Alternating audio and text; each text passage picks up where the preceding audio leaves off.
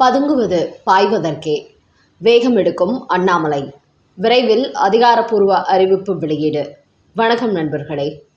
அண்ணாமலை தொடங்கியிருக்கும் வீதி லீடர்ஸ் அமைப்பு இதுவரை புதிய நிர்வாகிகள் நியமிக்கப்படாமல் இயங்கி வருகிறது. இப்படி நிர்வாகிகள் இல்லாமல் செயல்படுவதால் வெளியூர்களில் நடக்கும் நிகழ்ச்சிகளை ஒருங்கிணைப்பதிலும் செயல்படுவதிலும் சில தடுமாற்றங்கள் ஏற்படுவதாக கூறப்படுகிறது. இதன் காரணமாக அடுத்த கட்ட மாநில மற்றும் மாவட்ட அளவிலான நிர்வாகிகளை நியமிக்க அண்ணாமலை தயாராகிவிட்டார். தற்போதைய நிலவரப்படி பல மாவட்டங்களில் ஒருங்கிணைப்பு பணிகளில் ஈடுபட்டு வரும் அண்ணாமலை ஏராளமான பொதுமக்களை தனது இயக்கத்தில் இணைத்து வருகிறார். அதோடு அந்தந்த பகுதிகளுக்கு பொறுப்பாளர்களை நியமிப்பது குறித்தும் தீவிர ஆலோசனையில் ஈடுபட்டு வருகிறார். தமிழ்நாடு முழுவதும் தனது இயக்கத்திற்கு சரியான கட்டமைப்பை உருவாக்க வேண்டும் என்பதற்காக மாவட்ட வாரியாக பயணம் மேற்கொண்டு வரும் அவர் அங்குள்ள மக்கள் மத்தியில் அறிமுகமாவதோடு செல்வாக்குமிக்க நல்ல மனிதர்களை கண்டறிந்து தனது இயக்கத்தின் முக்கிய பொறுப்புகளுக்கு நியமிக்க பட்டியல் தயாரித்து வருகிறார். பாஜகவிலிருந்து அண்ணாமலையை நம்பி வெளியேறிய முக்கிய புள்ளிகளான கரு நாகராஜன், பாலாஜி, உத்தம ராமசாமி, வசந்தராஜன், சுமதி வெங்கடேசன், பழனி கனகராஜ் ஆகியோருக்கு அண்ணாமலையின் இயக்கத்தில் மாநில அளவிலான முக்கிய பொறுப்புகள் வழங்கப்பட உள்ளதாக தெரிகிறது.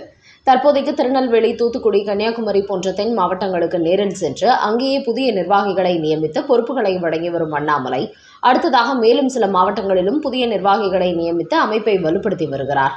இதன் தொடர்ச்சியாக சென்னை போன்ற பிற நகரங்களிலும் நிர்வாகிகள் நியமனம் குறித்த ஆலோசனைகளை நடத்த திட்டமிட்டுள்ளார். இயக்கத்தின் நிர்வாகி ஒருவர் அளித்த தகவலின்படி முக்கிய பொறுப்புகளுக்கு பெயர்களை தேர்வு செய்யும் ஆலோசனை இறுதிக்கட்டத்தை எட்டியுள்ளதாகவும் விரைவில் மாநில மற்றும் மாவட்ட அளவிலான நிர்வாகிகள் குறித்த அதிகாரப்பூர்வ அறிவிப்பு வெளியாகும் என்றும் தகவல்கள் தெரிவிக்கின்றன. தன்னை நம்பி துணிச்சலாக வெளியே வந்தவர்கள் என்பதாலும் தமக்கு மிகவும் நம்பிக்கைக்குரியவர்களாக செயல்பட்டு வருவதாலும் பாஜகவிலிருந்து வந்த முக்கிய நபர்கள் அனைவருக்கும் மாநில அளவிலான பொறுப்புகளை அண்ணாமலை வழங்கப் போகிறார்.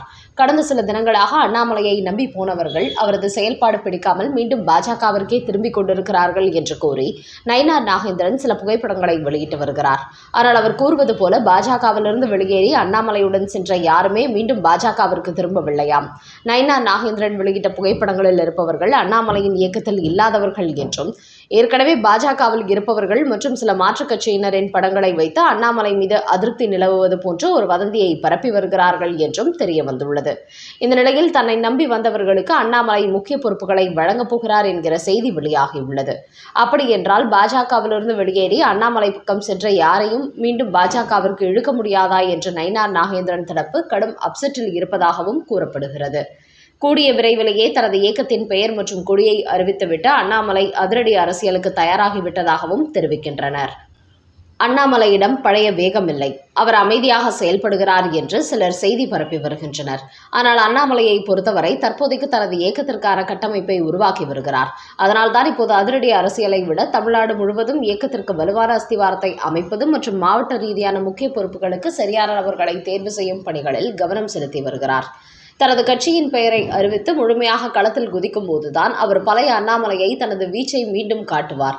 மற்றபடி தற்போதைய அமைதி என்பது யாருக்கும் பயந்து அல்ல, புலி பதுங்குவது பாய்வதற்குத்தான் என்பதைப் போலதான் தன்னை முழுமையாக தயார்படுத்தும் பணிகளில் அண்ணாமலை தீவிரமாக ஈடுபட்டுள்ளார் என்று வீதி லீடர்ஸ் இயக்கத்தைச் சேர்ந்த நிர்வாகிகள் தெரிவிக்கின்றனர். அமித்ஷா குறித்து பேசிய பேச்சு. ராகுல் காந்திக்கு நாடாளுமன்ற உரிமை மீறல் நோட்டீஸ். மக்களவை எதிர்க்கட்சித் தலைவரான காங்கிரஸ் கட்சியின் ராகுல் காந்தி பல சமயங்களில் வரம்பு மீறிய வார்த்தைகளை பிரயோகம் செய்து வழக்குகளில் சிக்கி வருகிறார். இந்த நிலையில் நாடாளுமன்றத்தின் மழைக்கால கூட்டத்தொடர் முடிவடையும் தருவாயில் நீட் தேர்வு வினாத்தாள் கசிவு உள்ளிட்ட பல்வேறு வினாத்தாக்கள் கசிவு குறித்து விவாதங்கள் நடைபெற்று வந்தன. மேலும் வினாத்தாளை கசியவிட்டால் 10 ஆண்டுகள் சிறை தண்டனை மற்றும் 1 கோடி ரூபாய் அபராதம் விதிக்கும் சட்ட திருத்த மசோதாவும் ராஜ்யசபாவில் தாக்கல் செய்யப்பட்டது. இந்த மசோதா மீதான விவாதத்தின் போது பேசிய ராகுல் காந்தி டெல்லியில் கரப்பாம்பூச்சி ஜனதா கட்சியினர் போராட்டம் நடத்திய போது அவர்கள் மீது தடியடி நடத்தப்பட்டதாக குறிப்பிட்டார். அவர்கள் மீது பெல்லட் குண்டுகள் பாய்ந்துள்ளன, மின்சாரம் பாய்ச்சியும் ஆணிகள் அடிக்கப்பட்ட லத்திகளை கொண்டும் மாணவர்கள் மீது தாக்குதல் நடத்தியுள்ளனர். இது எல்லாமே மத்திய உள்துறை அமைச்சர் அமித்ஷாவிற்கு தெரியும் என்றாலும் அவர் அதை கண்டுகொள்ளாமல் இருந்துள்ளார் என்று குற்றம் சாட்டினார். மேலும் பாஜகவினரை குறிப்பிடும் போது முட்டாள்கள், குருட்டு விசுவாசிகள் போன்ற வார்த்தைகளையும் பயன்படுத்தினார். இதற்கு பாஜக எம்பிக்கள் கடும் எதிர்ப்பு தெரிவித்ததுடன் ராகுல் காந்தி மன்னிப்பு கேட்க வேண்டும் என்று வலியுறுத்தினார்.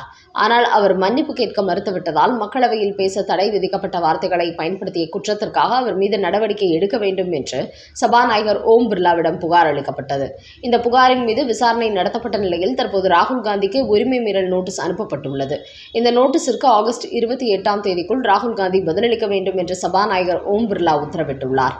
அவரது பதிலை தொடர்ந்து ராகுல் காந்தி மீது எத்தகைய நடவடிக்கை எடுக்கப்படும் என்பதை லோக்சபா செயலகம் முடிவெடுத்து நடவடிக்கை பாயும் என்று டெல்லி வட்டார தகவல் தெரிவிக்கின்றன. 11 வகை மதுபானங்களை விற்க தடை.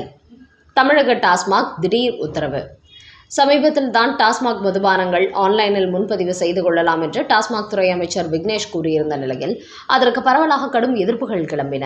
இந்த நிலையில் தற்போது டாஸ்மாக் கடைகளில் விற்பனை செய்யப்படும் மதுபானங்களின் தரம் குறைவாக இருப்பதாக புகார்கள் எழுந்தன. இந்த புகார்களை தொடர்ந்து உணவு பாதுகாப்புத்துறை அதிகாரிகள் டாஸ்மாகில் விற்பனை செய்யப்படும் மதுபானங்களை ஆய்வு செய்தனர். அந்த ஆய்வில் 11 வகையான மதுபானங்களில் செயற்கையான சுவையூட்டிகள் அதிக அளவில் சேர்க்கப்பட்டிருக்கிறது கண்டறியப்பட்டது. குறிப்பாக என்ரிகா என்கிற நிறுவனத்தின் 11 வகை மதுபானங்களிலும் அளவுக்கு அதிகமாக செயற்கை சுவையூட்டிகள் சேர்க்கப்பட்டுள்ளதால் அந்த மதுபானங்களை டாஸ்மாக் கடைகளில் விற்பனை செய்வதற்கு தடை விதிக்கப்பட்டுள்ளது. இப்படி குறிப்பிட்ட ஒரு நிறுவனத்தின் 11 வகை மதுபானங்களுக்கும் தடை விதிக்கப்பட்டுள்ள நிலையில் சில அதிகாரிகள் அந்த நிறுவனத்திற்கு ஆதரவாக செயல்படுவதாக கூறப்படுகிறது. நீண்ட காலமாக டாஸ்மாக் கடைகளுக்கு மதுபானங்களை சப்ளை செய்து வரும் நிறுவனங்களுக்கு உடனடியாக இப்படி தடை போட்டுவிட முடியாது. அப்படி செய்தால் அவர்கள் இறக்குமதி செய்திருக்கும் மதுபானங்களுக்கு தமிழக அரசு சார்பில் இழப்பீடு வழங்க வேண்டும் என்று அவர்கள் குரல் கொடுத்து வருகிறார்கள். இதன் காரணமாகவே இந்த 11 வகையான பிராந்தி மற்றும் ரம் வகை மதுபானங்களில் விற்பனை தடை செய்வதில் சிக்கல் ஏற்பட்டுள்ளதாக டாஸ்மாக் வட்டார தகவல் தெரிவிக்கின்றன.